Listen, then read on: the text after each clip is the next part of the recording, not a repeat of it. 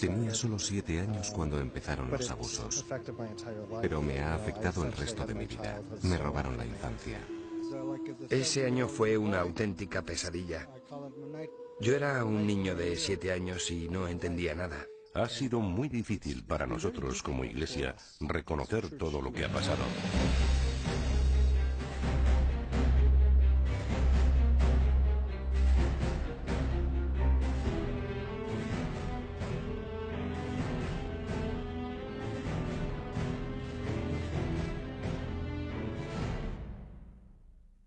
Human dignity. Human dignity.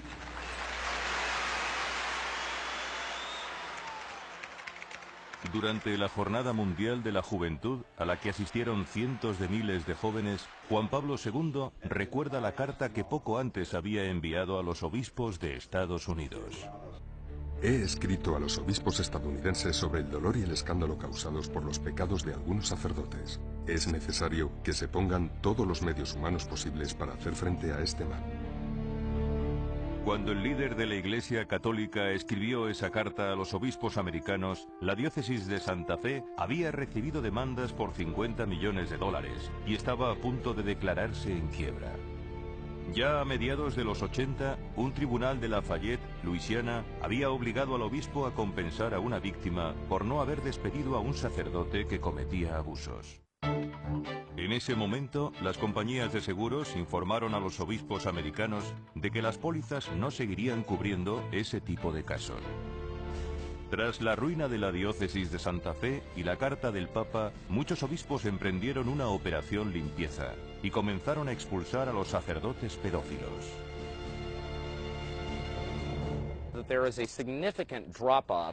La mayoría de los obispos americanos aprendieron la lección.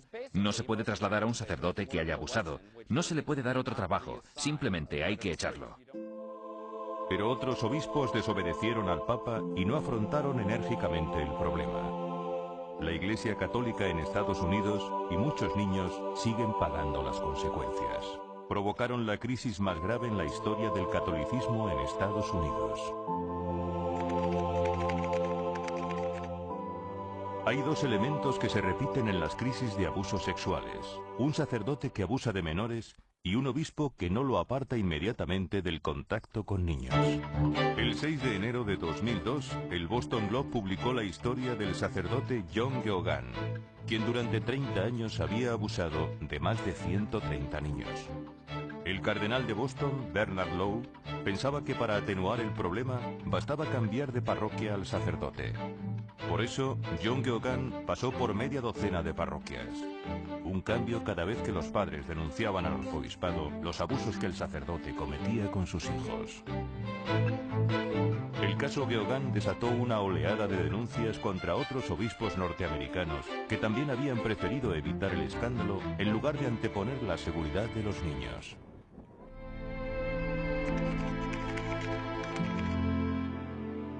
El Papa convocó en el Vaticano a todos los cardenales de Estados Unidos para que le informasen personalmente sobre los escándalos de abusos sexuales.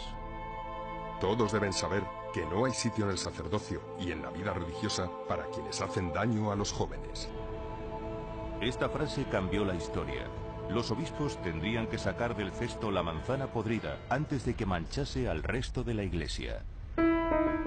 Tras el encuentro en el Vaticano, todos los obispos americanos se reunieron en Dallas y firmaron un documento titulado Carta para la Protección de Niños y Jóvenes. Proponen que sea obligatorio para el obispo denunciar el abuso a las autoridades y que se expulse al sacerdote tras el primer delito contra un menor. Para que las indicaciones se conviertan en normas obligatorias para los obispos, es necesaria la autorización del Vaticano.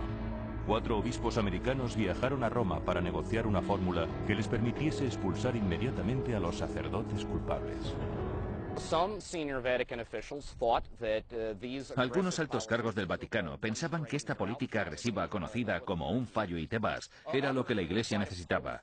Otros se opusieron totalmente porque la veían como una traición a la larga tradición del derecho canónico de la Iglesia. Se intenta que el castigo sea acorde al delito y deja al legislador, que es el juez y que normalmente es el obispo, un gran margen de discreción a la hora de decidir qué se debe hacer. Solo un cardenal apoya plenamente en su determinación a los 4 obispos americanos. El prefecto de la Congregación para la Doctrina de la Fe, Joseph Ratzinger. Su apoyo es decisivo para obtener lo que buscaban, y gracias a él lo consiguen. Los obispos americanos propusieron no solo un conjunto de políticas, sino normas reales obligatorias.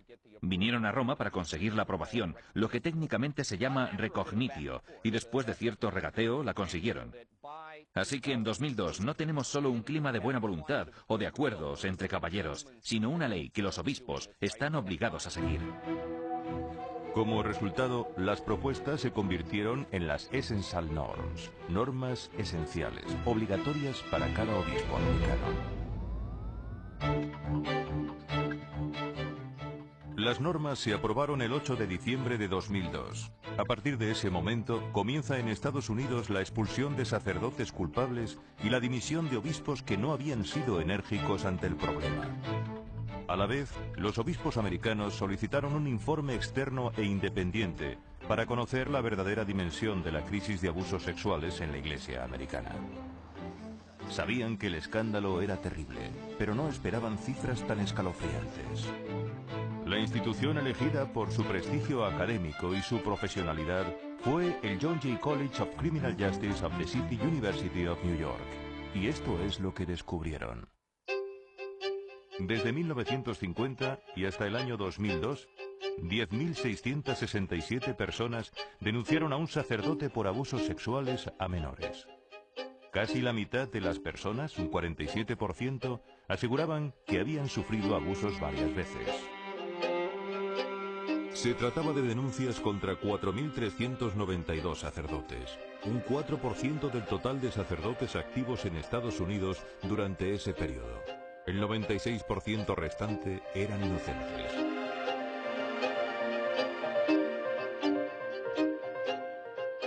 Hay muchas menos denuncias contra sacerdotes religiosos.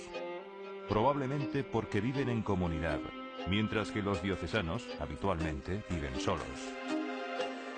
La mayoría de los abusos denunciados se cometieron durante la década de los 60 y los 70.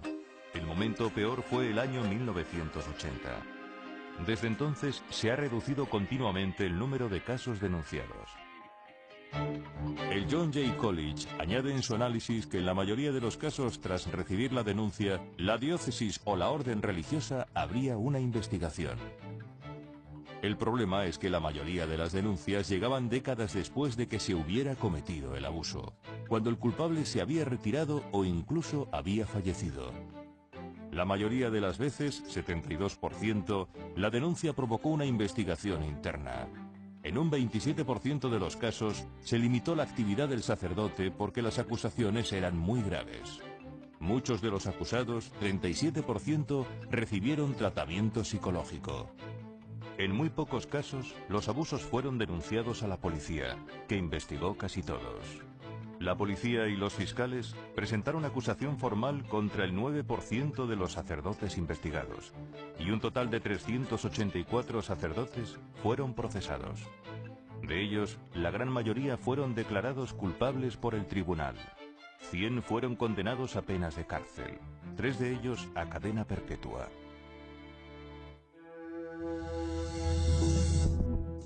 A partir del año 2004, los datos son del Center for Applied Research in the Apostolate de la Georgetown University en Washington, D.C. Entre el año 2004 y abril de 2009 se han recibido 3.678 denuncias creíbles. Los datos del año 2009 constatan que algo está cambiando. Durante ese año, las diócesis recibieron denuncias de un total de 738 víctimas, de los cuales solamente 21 eran menores de edad, pues la mayoría eran casos muy antiguos de hace varias décadas. De los 538 sacerdotes acusados, 228 habían fallecido, 48 habían sido expulsados del sacerdocio y 185 habían sido retirados del ministerio. El precio más alto de la crisis de abusos sexuales lo han pagado y lo están pagando las víctimas. No entendíamos lo que pasaba. La mayoría de los niños no lo entienden, no lo sabes, hasta que llegas adulto. Pero el impacto nos afecta durante el resto de nuestras vidas. Aunque nos veas hoy bien, hay días que no podemos levantarnos de la cama por la depresión, vergüenza o culpabilidad que hemos desarrollado con el tiempo.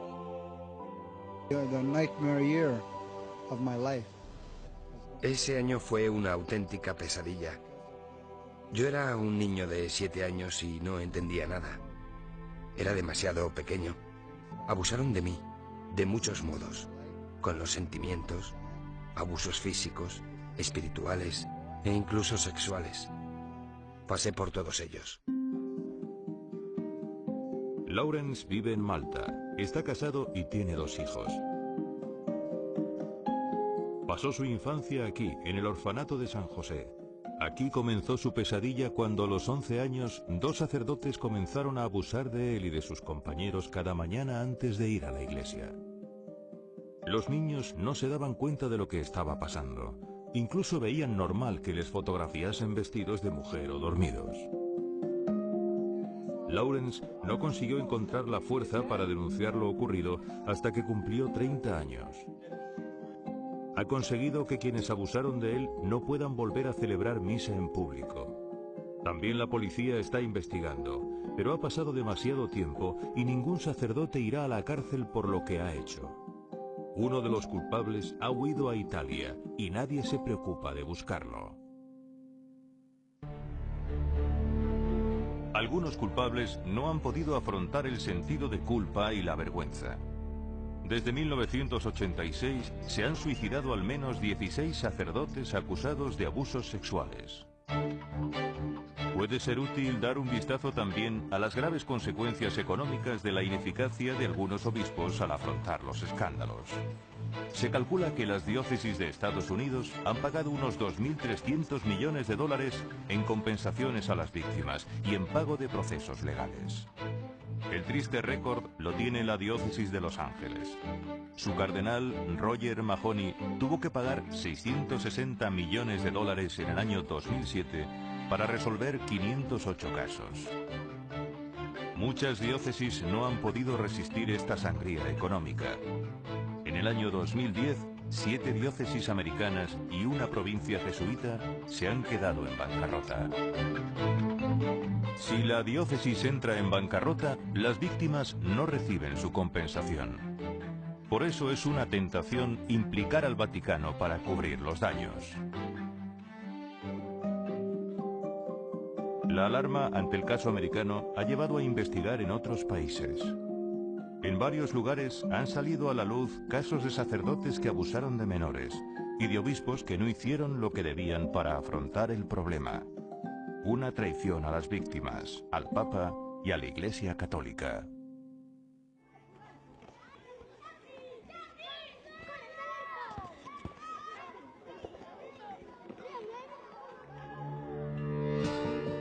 En países como Canadá, Estados Unidos, Reino Unido, Australia, Alemania, Austria y Suiza, la Iglesia Católica ha logrado prevenir y resolver enérgicamente casos de abusos sexuales cometidos por eclesiásticos. No hay excepciones para nadie. Cuando en 2002 el entonces arzobispo de Sydney, George Pell, fue acusado de haber abusado de un joven 40 años antes, el arzobispo declaró su inocencia, pero se apartó de su cargo voluntariamente para facilitar la investigación. Las acusaciones se demostraron totalmente falsas y el arzobispo reanudó su actividad normal. La Iglesia en Irlanda sufrió un auténtico shock por las revelaciones de 2 informes independientes publicados en el año 2009. El primero de ellos, el informe Ryan, documentaba abusos físicos y psíquicos cometidos en instituciones educativas civiles y religiosas entre los años 1914 y 2000. Acusaba a 23 religiosos y a 3 mujeres. El segundo informe, el informe Murphy, en cambio, se limitaba a abusos cometidos por sacerdotes en la diócesis de Dublín entre los años 1975 y 2004. Acusaba a 46 sacerdotes de 320 abusos a menores. Denunciaba que tanto los obispos como la policía encubrieron los abusos. Tras la publicación de estos informes, 5 obispos presentaron la dimisión.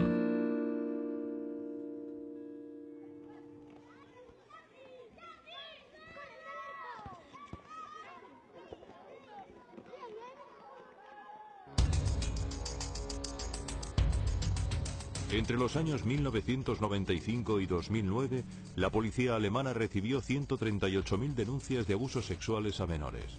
De estos, 147 fueron cometidos por sacerdotes o religiosos, es decir, un 0,1% del total. Los abusos sexuales a menores no son un problema exclusivo de la Iglesia Católica. Paradójicamente, el lugar donde se cometen más abusos es la familia.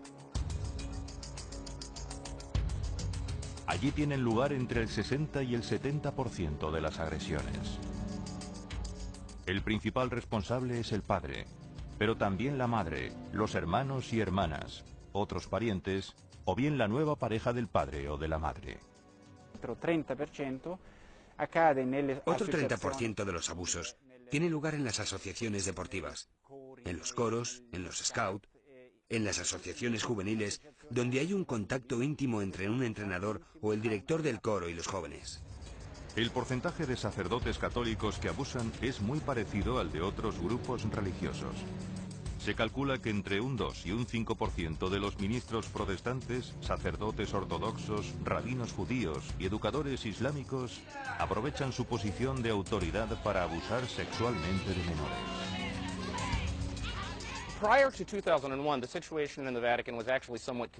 Antes de 2001, la situación en el Vaticano era algo confusa, porque no se sabía quién tenía la responsabilidad de estos casos. Ratzinger no tenía la última palabra. Su principal colaborador era el entonces arzobispo Tarcisio Bertone. Le ayudaba también el subsecretario de la Congregación para la Doctrina de la Fe, Gianfranco Girotti.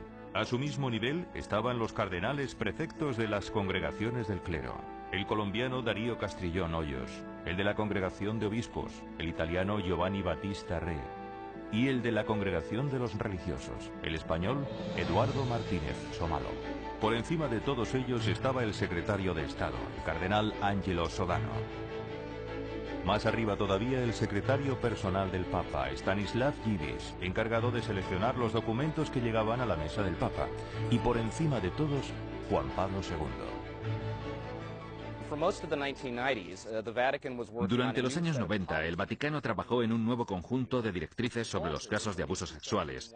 Esto se tradujo en el Motu Proprio de 2001, un documento legal de Juan Pablo II que modificó el derecho canónico. Mientras se trabajaba en este documento, se tendía a esperar para resolver los casos de abusos hasta que se aprobase la nueva norma, porque la vigente no era muy clara. Esta situación de incertidumbre era el principal obstáculo para luchar contra el problema. Finalmente, en el año 2001, Juan Pablo II publicó el Motu Proprio Sacramentorum Sanctitatis Tutela, que asignaba a la Congregación para la Doctrina de la Fe toda la competencia en los casos de pedofilia. Le concedió incluso la capacidad de levantar la prescripción del delito, o sea, que podrían juzgar al sacerdote aunque hubieran pasado décadas desde que abusó del menor. A partir de ese momento, todos los obispos debían informar al departamento de Joseph Ratzinger cada vez que un sacerdote cometiera un abuso sexual. Ratzinger decidía si juzgarlo en Roma, que lo juzgase directamente la diócesis, o que si el caso era extremadamente grave, se aplicasen automáticamente las sanciones. Desde entonces y hasta 2010, obispos de todo el mundo han enviado a la Congregación para la Doctrina de la Fe 3.000 denuncias.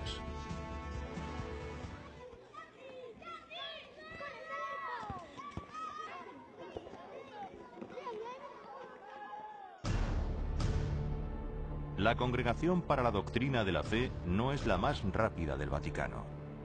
Probablemente se debe a que se encarga de los temas más espinosos y a que la documentación que debe analizar es muy amplia y llega escrita en muchos idiomas.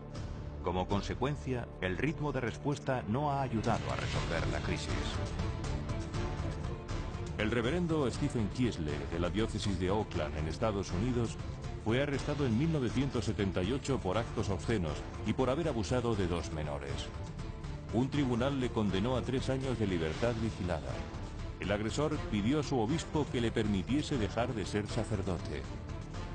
Para las víctimas es siempre un alivio la confirmación de que sus agresores eran unos sacerdotes indignos y que dejan de desprestigiar el ministerio.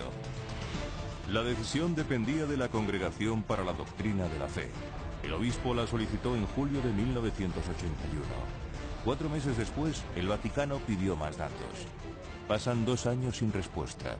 En diciembre de 1983, la congregación pide que se reenvíe el material porque ha perdido los documentos.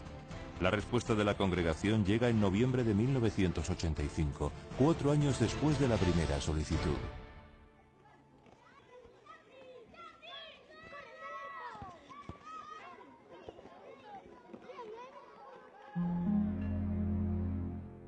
En América, muchas de las denuncias eran contra sacerdotes de gran talento y carisma. Por eso, a menudo parecían acusaciones falsas, casos imposibles, y se archivaban. Pero en el año 2002, cuando los obispos americanos escucharon los testimonios de las víctimas, descubrieron que muchos pedófilos eran aparentemente simpáticos y bondadosos. Eran lobos con piel de oveja.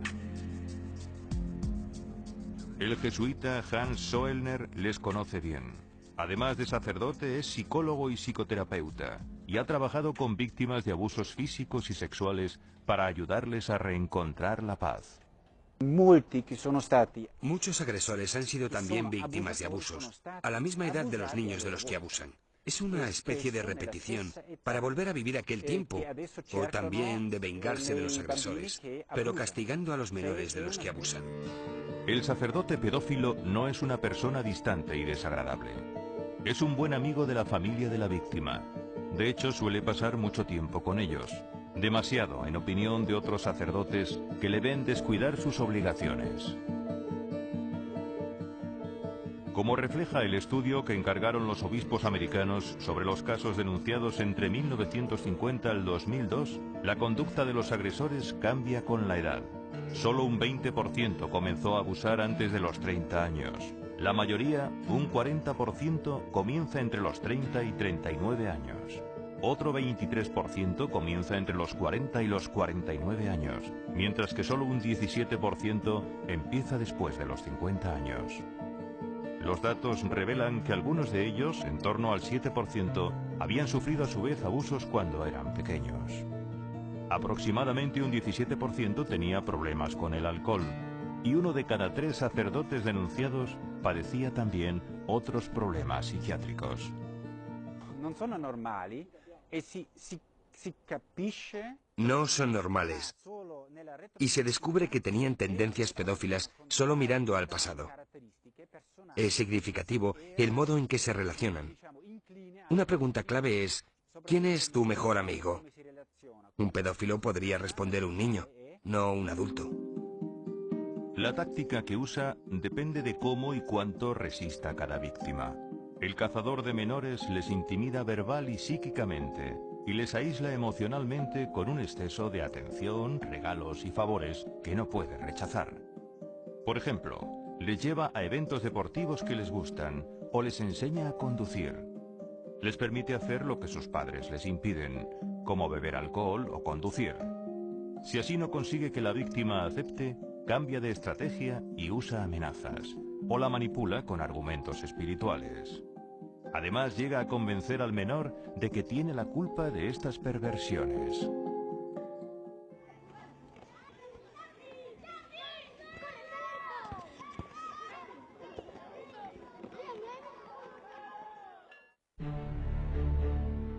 Habéis traicionado la confianza depositada en vosotros por jóvenes inocentes y por sus padres.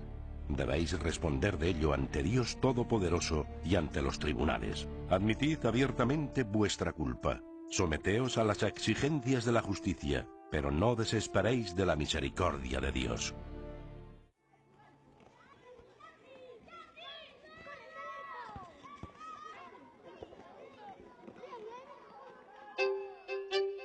Curiosamente, de cada 5 víctimas, 4 son chicos. Según los expertos, se explica porque los sacerdotes que abusan tienen más ocasiones prácticas de abusar de niños que de niñas. La edad de las víctimas es significativa. Un 6% sufre abusos antes de los 7 años. El 16% los sufre entre los 8 y 10 años.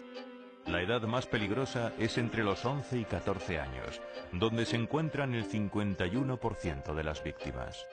El resto de las víctimas, un 27%, tiene entre 15 y 17 años.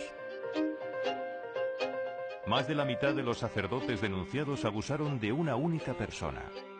Un 27% tuvo 2 o 3 víctimas. Un 14% entre 4 y 9 víctimas. Y un 3,5% más de 10 víctimas. Son los más peligrosos los abusadores en serie. Este 3,5% de sacerdotes fue responsable del 26% de los casos, es decir, de más de la cuarta parte del total. En la mayoría de los casos, la pesadilla dura menos de un año. En un 21,8% entre 1 y 2 años. En un 28% de los casos, el abuso duró entre 2 y 4 años. Y en 11 de cada 100 casos, el sacerdote era un delincuente en serie que abusó de una o más víctimas durante más de 5 años. È molto difficile per una vittima così indifesa distaccarsi dall'abusatore, dall'aggressore. Es muy difícil para una víctima tan indefensa separarse del abusador. Se mezclan muchos factores: atracción, intimidad, aprecio. Las amenazas y el sentido de culpa hacen que muy pocos denuncien lo ocurrido inmediatamente. Sienten vergüenza y miedo a ser rechazados. Algunas víctimas dicen que sus propios padres no les creían. Se fiaban más del profesor, del entrenador, del sacerdote o del tío cuando el niño decía que le había tocado de manera incorrecta. Nadie le creía. La mayoría de ellos necesita entre 10 y 30 años para armarse de coraje y denunciar lo ocurrido. Tan solo un 25% denuncia lo ocurrido en menos de 10 años. Y un 25% denuncia el abuso solo 30 años después de que se produjera. Quienes denuncian en tiempo real, lo único que quieren es que se aparte al abusador, o al menos se le impida seguir cometiendo abusos. Piden dinero quienes se sienten maltratados o no tienen recursos para pagarse el tratamiento. Por eso habitualmente la víctima primero denuncia lo ocurrido en la parroquia. Si no se siente escuchado, va al obispo.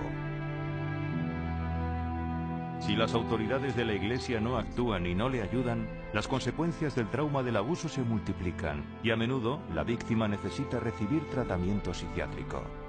El acumularse de costes y de problemas les lleva a recurrir a los abogados, a la prensa o a manifestaciones públicas de protesta. Y un proceso en los tribunales siempre se traduce en gastos mucho mayores para las diócesis.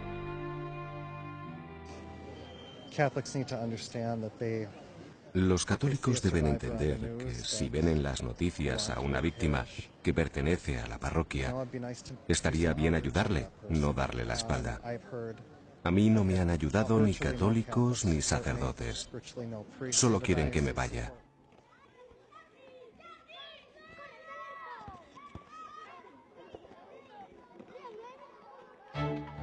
En el caso de Estados Unidos, el 80% de las denuncias recibidas fueron probadas. En un 18% no se encontraron las pruebas. Muy pocas, solo un 1,5% eran falsas acusaciones. Io ho conosciuto persone che sono state abusate da un sacerdote e che He conocido personas que han sido abusadas por un sacerdote y su herida es tan profunda que no pueden ver a un cura. Son totalmente contrarias a cualquier declaración de la Iglesia. No aceptan ninguna autoridad eclesial y se convierten en enemigos de la Iglesia. Las víctimas de abusos sexuales necesitan muchos años para superar las consecuencias de los abusos. El niño pierde su capacidad de confiar en otras personas. No es capaz de entablar relaciones estables. Pierde su autoestima. Al principio intenta olvidar, pero la mayoría no lo consiguen. Algunos llegan a sufrir patologías graves o a suicidarse. En el contexto religioso, el abuso les envenena el alma y hace muy difícil la relación con Dios.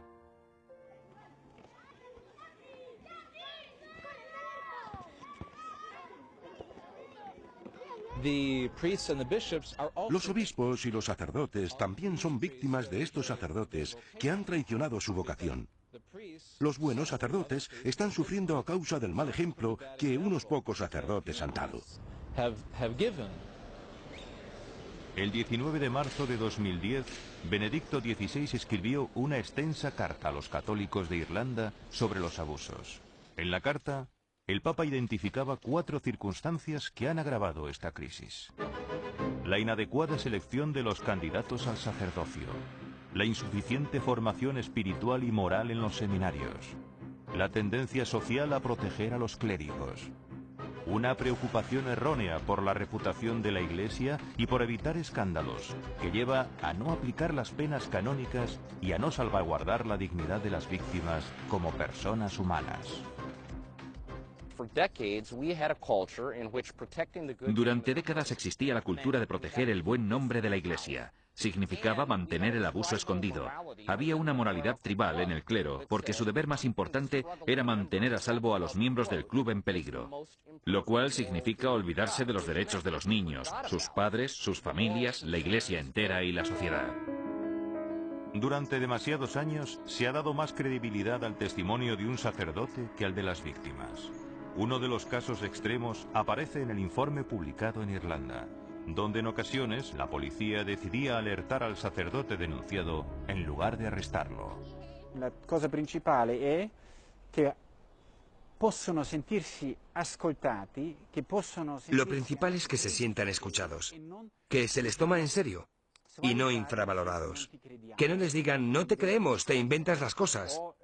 Y que no suceda lo que desgraciadamente muchos obispos han hecho: esconder y trasladar al sacerdote de un sitio a otro, propagando el mal que estaban cometiendo. Hasta hace 50 años era muy fácil entrar en el seminario. Habitualmente hacía falta solo una carta de recomendación del párroco y superar una breve entrevista con el obispo. Los tiempos han cambiado. Ahora los candidatos deben superar más filtros. Y existen herramientas como test psicológicos para evaluar si reúnen las condiciones para ser sacerdotes. Por ejemplo, si serán capaces de vivir el celibato. En el North American College, el seminario de Roma para candidatos americanos, uno de los encargados de supervisar este proceso es el sacerdote psicólogo David Sonji. Un psicólogo revisa todos los aspectos de su historia personal, estudia su modo de comportarse y su personalidad. Los futuros sacerdotes deben realizar al menos 5 años de formación en el seminario. Allí viven, comen, estudian y duermen. Los responsables del seminario deben descubrir durante ese periodo si el candidato es idóneo para el sacerdocio y prepararle para los desafíos que encontrará cuando salga de allí.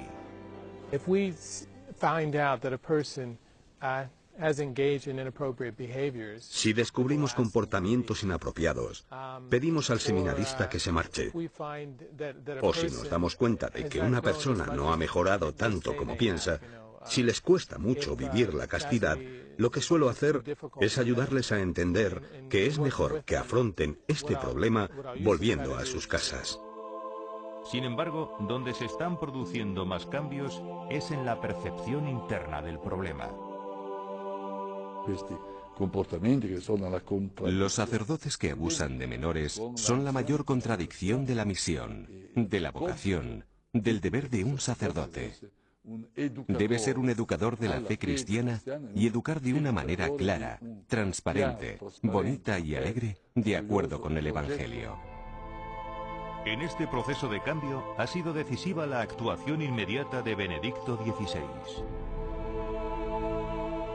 Es más importante tener buenos sacerdotes que tener muchos sacerdotes.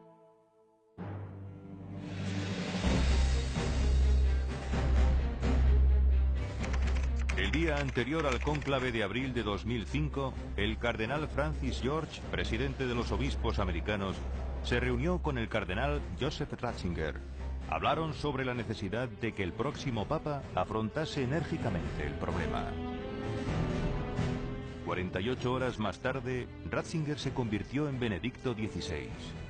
Y en su primer saludo personal al cardenal George, le confirmó que mantendría el plan previsto. Durante el primer mes de pontificado, Benedicto XVI suspende al sacerdote italiano Gino Burresi, fundador de la Orden de los Siervos del Corazón Inmaculado de María y acusado de diferentes abusos. El Papa le ordena que se retire a la vida privada, que deje de confesar y que no celebre misa en público.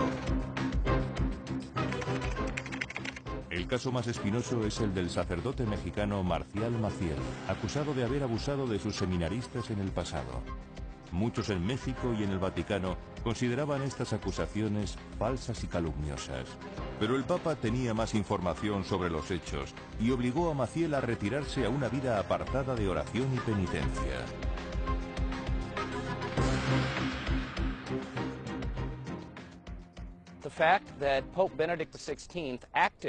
El hecho de que Benedicto XVI actuase en el caso Maciel pocos meses después de su elección es la señal a los católicos de que, como se dice en América, ha llegado un nuevo sheriff a la ciudad.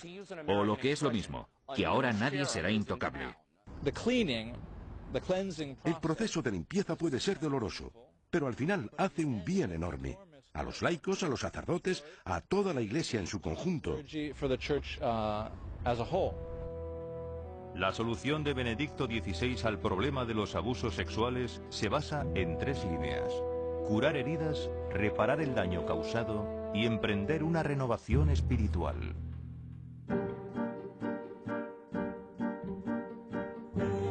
Por su parte, ha sido el primero en dar ejemplo en el proceso de curación de heridas y de reconciliación con las víctimas. Ha organizado encuentros con ellas en varias ocasiones. La primera, durante su viaje a Estados Unidos. En Washington, por primera vez en la historia, un papa se reunió con víctimas de abusos sexuales. Fue un encuentro a puerta cerrada y lejos de las televisiones. Benedicto XVI escuchó la historia de cada uno, pidió perdón y rezó con ellos por todas las víctimas. Pocos meses después, repitió el gesto durante su viaje a Australia. También el año siguiente, en el Vaticano, con un grupo de indígenas canadienses. Y después en Malta, en abril de 2010. Esta respuesta del Papa es más de lo que pedíamos. El Papa ha tenido el coraje de dar la cara por otros que nos han hecho mucho daño. Hoy los ataques al Papa y a la Iglesia no vienen solo de fuera, sino del interior de la Iglesia, del pecado que existe en la Iglesia. La Iglesia debe aceptar la necesidad de la justicia, pues el perdón no sustituye a la justicia.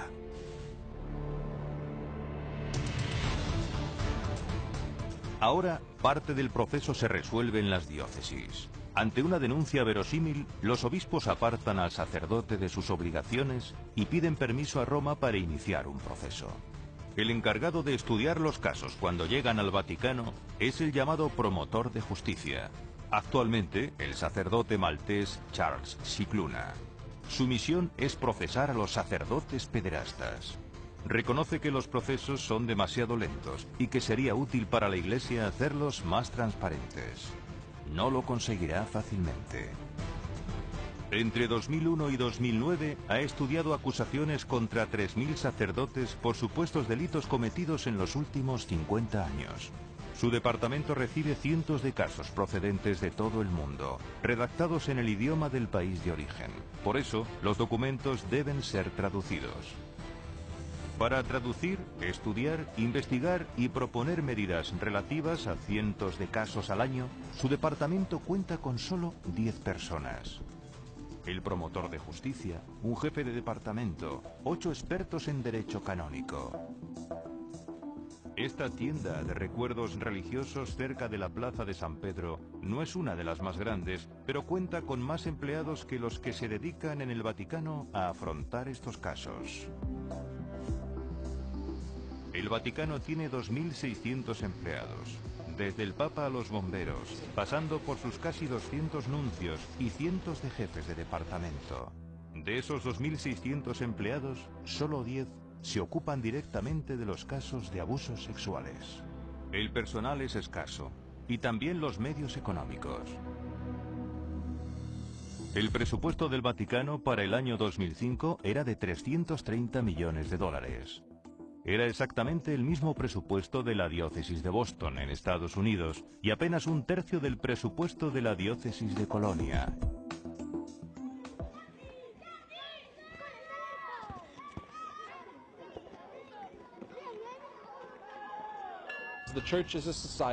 La Iglesia es una sociedad. Existe un bien común para la Iglesia y como sociedad que es, necesita leyes que garanticen el respeto de las obligaciones, derechos y deberes.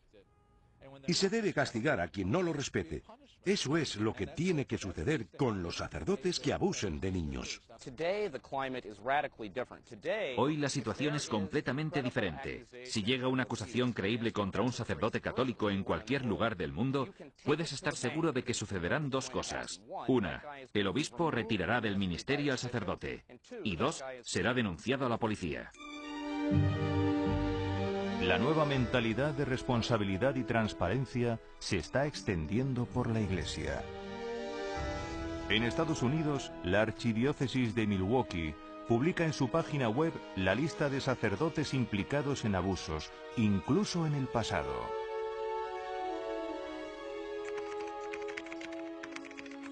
Denuncian ante el arzobispo de Denver, Charles Chaput, a un sacerdote por haber abusado de un menor hace 30 años. Aunque el sacerdote no tiene antecedentes, el arzobispo le suspende de todos sus encargos, avisa a la policía e informa en todas las misas de las 7 parroquias en las que el sacerdote ha trabajado. El abuso de menores es una herida grave, por desgracia tan antigua como la humanidad. Pero es mucho más dolorosa cuando la provoca una persona que dedica su vida a Dios. Por eso, las buenas intenciones no bastan. En los lugares donde no se haga limpieza, las manzanas podridas seguirán haciendo daño a nuevas víctimas y dañando la imagen de los sacerdotes.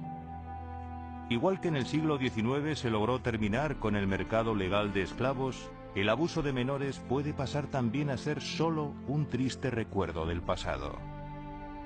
La Iglesia Católica tiene la oportunidad de liderar una revolución histórica. Una diócesis sin abuso de menores es un modelo y un primer paso para una sociedad sin ese tipo de crímenes.